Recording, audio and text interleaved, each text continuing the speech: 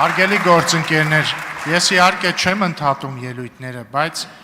հիշեցնեմ, մենք քննարկում ենք օրակարգային հարց, թեկնածություն։ Խնդրում եմ, եթե ձեր ելույթը ընդհանրապես դրա մասին չի, հանեք ելույթը եւ ձեր այլ թեմաներով ելույթները կունենա կամ համապատասխան այլ օրակարգային հարցերի ժամանակ կամ հետագայում կտեսնեք մենք ամեն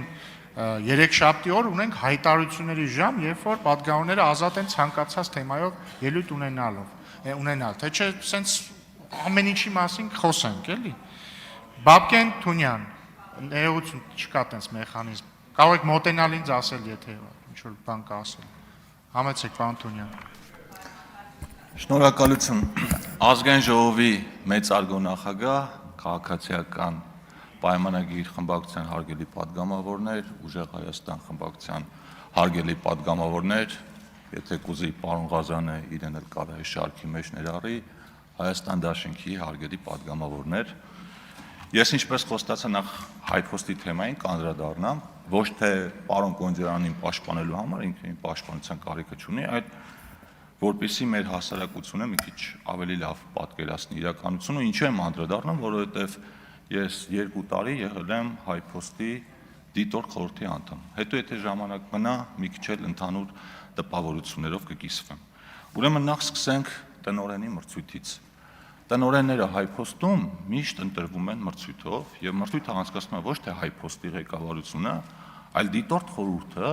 որը ձևավորվում է ԲՏԱ նախարարության ներկայացուցիչներից, այլ կազմակերպություններից եւ եթե Հայաստան Դաշինքի մեր գործընկերները ցանկանում են ավելի մանրամասն տեղեկություններ ստանալ, պիտի դիմեն ԲՏԱ նախարարությանը, համոզված են, որ այնտեղից իրենց սպառիչ ինֆորմացիա կտան։ Աշխատավարձերի մասով կամ հայփոստի վիճակի մասով, որ ասում եք աստղաբաշխական աշխատավարձեր են ստացել, ու նաև նշվեց, որ այդտեղ անտանելի պայմաններ են, այո, անտանելի պայմաններ են, ես 20 թվականին մտել եմ առաջին անգամ հայփոստի շենք, ձեզնից շատերը մտած կլինեն, Սարյան փողոցի վրա գտնվող հայփոստի շենքը, այս նկարները կարամ ձեզ փոխանցեմ, որ ոնց որ Գրոզնին լիներ պատերազմից անմիջապես հետո։ Ու դա ընդամենը հաճախորդի աչքով, եթե որպես աշխատող էլ մի հատ իրանց սենյակները նայեք, կտեսնեք մարդիկ ձմեռը վախենում էին անգամ պլիտա միացնել, որովհետև կարող է շենքը հրդեհվեր։ Այդ վիճակն է եղել հայփոստում, իսկ աշխատավարձերի մասով էլ չասեմ, որ ստացել են բազմապատիկ ավելի մեծ աշխատավարձներ, ու էլ չասեմ, որ նախկին պաշտոնյաների բոլոր հնարավոր հարազատները այդտեղ մի հնարովի պաշտոնի վրա գրանցված էին էլի բարձր աշխատավարձերով։ Հիմա ես պարոն Ռուբինյանի կոչին հետևելով մաքսիմալ կոռեկտության շրջանակներում մենակ փաստերով կխոսամ։ Հա, մի բան էլ շահութաբերության ու վնասաբերության մասին, որ խոսում եք, այս գրաֆիկը, պարոն Կարապետյան, սա EBITDA-ն է, սա պետական կառավարման անցնելու կետն է,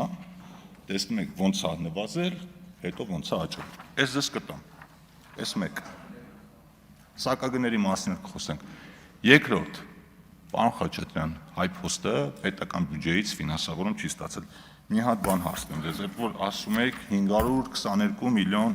դրամի վնաս, այդ հաշվետվությունը կփոխանցեմ ձեզ, մի հատ նախորդ տարիների ցուցանիշներն կնայեք ու ամենահետաքրքիրը, պարոն Կարապետյան, հիշում եք, երեք ասում եք, որքան դիվիդենդ է ստացել պետությունը որպես բաժնետեր, պետական կառավարման անցնելուց հետո ասում եք 0։ Այս թուղթը փոխանցեմ ձեզ։ Այս թուղթը գիտեք ինչի մասին է։ Այն մասին է, որ պետությունը որպես բաժնետեր 2023, 24, 25 թվականներին ամեն տարի ստացել է 500 միլիոն դրամ եւ դեռ 1 միլիարդ դրամը պիտի ստանա այս ժամանակացույցի ու գիտեք սա ինչ շահաբաժին է։ Սա 2011-ից 2016 թվականների տնտեսական գործունեության արդյունքներով կուտակված շահույթից հաշվարկված շահութաբաժնի գծով պարտքն է։ Այսինքն այդ ընկերությունը շահույթով աշխատել է,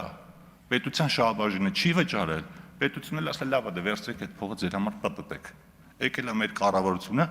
ու որ հայփոստին ծանր վիճակի մեջ չգցի, ժամանակացույց է կազմել, այսինքն մինչև պետական կառավարումը չի վճարվել շահութահարկ շահաբաժին, պետական կառավարումից հետո վճարվել է ու դեռ վճարվել է։ Էս էլ այդ մասը։ Որոշումն է ստորագրել է Արայիկ Հարությունյանը, որպես կառավարության աշխատակազմի ղեկավար 2021 թվականին։ Ու մի շատ հետաքրքիր բան էլ ասեմ HiPost-ի մասին, որը ձեր համար էլ նորություն կլինի։ Ուրեմն 20-ին է անցել պետական կառավարման, այո, եւ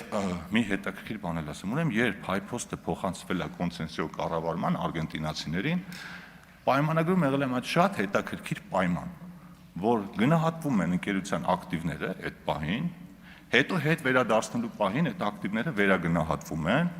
եւ այդ տարբերությունը եթե լինում է դրական, այդ տարբերության 60%-ը կառավարությունը պետք է դրամական միջոցներով փոխհատուցի ընկերությանը։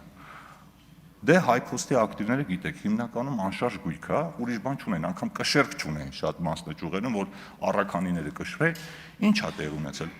Ոչ նոր մասնաճյուղեր են կառուցվել, ոչ վերանորոգվել են, բայց զուտ անշարժ գույքի թանկացման այդ բնականon process-ի հետևանքով վերագնահատել են 2020 թվականին ու պարզվել է, որ HiPost-ի ակտիվները աճել են $12 միլիոն եւ կառավարությունը պիտի HiPost-ին $7 միլիոն փոխհատուցում տրամադրի։ Այ դա է եղել ձեր ժամանակ, ձեզ չեմ ասում, ավելի շատ երևի են թևին եմ ասում, կնքված սուպեր պրոֆեսիոնալ կառավարման արդյունքը,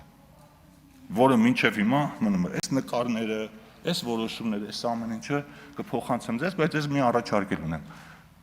Քանի որ HiPost-ը գտնվում է ԲՏԱ նախարարության տիրույթում, մենք առաջիկայում լավ առիթ ունենք ու ազգային ժողովը ամենահարմար հարթակն է, որպեսզի մենք ավելի մանրամասն այդ թեմայով քննարկումներ ունենանք։ Ես սիրով կհրավիրեմ HiPost-ին էլ, ԲՏԱ-ին էլ այս բոլոր ցուցանիշների մասով քննարկումներ կունենանք, կհասկանանք ինչա տեղի ունեցել։ Եվ քանի որ ժամանակ կա, չեմ ուզում ամեն գնով սպառեմ, բայց ուզում եմ մի երկու բանով կիսվեմ։ Տեսեք, մենք ըստ էության այս երկու օրը իրար ուսումնասիրում ենք։ Դե Հայաստան դաշինքին ուսումնասիրելու բան չկա, 5 տարի ուսումնասիրել ենք։ Հիմա մենք ձեզ ենք ուսումնասիրում, դուք մեզ, ձեզնից մի մասին մինչև էդ էլ ենք ճանաչում, հեռակա կարգով իրար այդ բանավիճել ենք, արձագանքել ենք, բայց այնպես պետ-այդ խոսակցության առիթ չի եղել ու պարոն Կարպետյան, ձեր ելույթը ինձ մոտ հույս առաջացրեց, որ մենք իրոք կարող ենք բարեկիրթ կոռեկտության սահմաններում թեկուզ իրար սուտ քննադատելով առաջ գնալ։ Գիտեք ինչ, մեր մոտ էլ կա բաներ, որոնց մասին մենք հիմա պիտի խոսենք, օրինակ, որ ասում եք մենք մենակ մեր օրակարգն ենք առաջ տարել։ Ես հիշում եմ իմ 8 տարեկան աղջիկը, երբ որ YouTube-ով ինչ-որ բան էր նայում ու մեջտեղը ընկնում էր ձեր այդ գովազդի տակ դրած ադրբեջանցիների տեսահոլովակները ու ինձ հարցնում էր ես ճիշտ է, ես մտածում եմ երբ է գալու այն օրը, երբ որ գամ ասեմ այդ ով է արել, ով է այդ հիվանդ երևակայությամբ մարդը, որ տես բան է մտահաղացել ու եթեր էր հեռացակել, բայց ու էլի բաներ կասենք, օրինակ պարոն Ղազարյանը ասում է եթե 8 ապրանք քաղաքացիական պայմանագրից անցնեն մեր կողմ, դե գիտեք ասում իրանք ապրանք են, հիմա գայթակղությունը շատ մեծ է, որ պարոն Ղազարյանին ասեմ ապրանքը դու ես, բայց դե քանի որ բարեկրթության կանոններով ենք առաջնորդում, չեմ ասում այդ մասին, բայց հա, չեմ ասում, չէ, իրոք չեմ ասում, չէ, չեմ ասի, բայց համաձայն եք հարգելի գործընկերներ,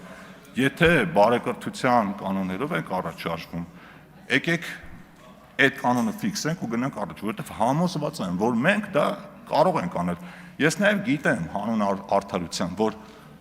ձեզ կաշկանդում են նաև կարող է որոշ շրջանակներ, որոշ լրագրողներ, կարող թասիբի գցեն, ասեն, բա այդ ոնց եք հետները կանգնած բարևում այդ խի էսպես արեցիք, բայց ինձ թվում է ամեն քաղաքական ուժ ինքն է որոշում իր վարքագիծը ոնց կառուցի եւ մենք այստեղ իրար թշնամի չենք ու որ ասում եք մեր երկրի խնդիրներով ենք զբաղվելու, մենք դա մենակ ողջունելու ենք, որովհետև համոզված եմ, որ դուք թեկուզ ձեր քննադատություններով այստեղ ընդունվող որոշումների որակը կարող եք էապես ավելացնել։ Իսկ խորհրդարանի վարկանիշի մասին, օրինակ ինչ վարկանիշ է ունենալու 9-րդ գումարման խորհրդարանը, օրինակ մենակ այն հանգամանքը, որ երթման ժամանակ ոտքի չեք կանգնում, ձեր անունը հնչեցնելուց ոտքի չեք կանգնում, հարգելի գործընկերներ, Այդ արդեն էս խորհրդարանի վարկանիշի վրա վատ ազգում, որտեղ մարդիկ ասում են, իսկ падգամավորները իրանց ինստիտուտին լուրջ չեն վերաբերվում, մենք ինչի պիտի լուրջ վերաբերվենք։ Ու խնդրում եմ, եթե դուք ձեզ համարում եք падգամավոր, այսինքն մանդատը վերցրել եք, այնպես չի լինում, որ միայն դուք եք падգամավոր, այդ մասով լեգիտիմություն ընդունում եք, մեր մասով, վարչապետի մասով, մնացած պետական ինստիտուտների մասին ոչ։ Մենք բոլորս падգամավորներ ենք, գտնում ենք Հայաստանի Հանրապետության ազգային ժողովում ու կարծում եմ, այս ամբիոնն ու այս ինստիտուտը մեզ պարտադրում են հարգալից լինել մեկս մյուսի նկատմամբ ու նաև մեզ ընտրողների նկատմամբ։ Մեր ներկայությունը ձեզ հաճելի չի, ձեր ներկայությունը մեզ հաճելի չի, բայց մենք հարգում ենք ձեր այն մի քանի 100,000 քվեները, այն մարդկանց, որոնք ձեզ ձայն են տվել, ու նաև փոխադարձ հարգանք ենք ակնկալում ձեզանից։ Հարգանքով կլինեք, տասնապատիկ ավելի հարգանք կստանաք, անհարգալից կլինեք, մենք դրան սովորել ենք արդեն անցած 7 տարիների ընթացքում։ Շնորհակալություն, իսկ պարոն Կոնջյանին մաղթում եմ հաջողություն եւ համոզված եմ, որ ինքը շատ լավ ազգային ժողովի փոխնախագահ կլինի։